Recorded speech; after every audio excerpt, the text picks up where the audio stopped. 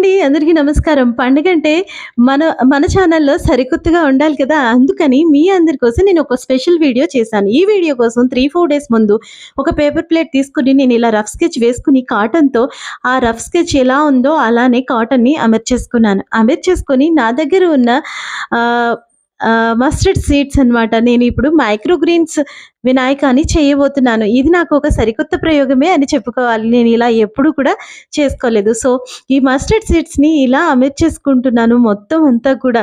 చాలా జాగ్రత్తగా ఎటువైపు వెళ్ళకుండా ఆ షేప్‌లోనే ఉండేటట్టు ఆలోచించి ఇలా మొత్తం కాటన్ ఎంతవరకు ప్రెస్ చేశానో అంతవరకు ఈ సీడ్స్‌ని ఇలా వేసేసుకుంటున్నాను. ఇలా వేసేసుకొని కొంచెం వాటర్ జల్లుకున్నా. ఇది మర్నాడు.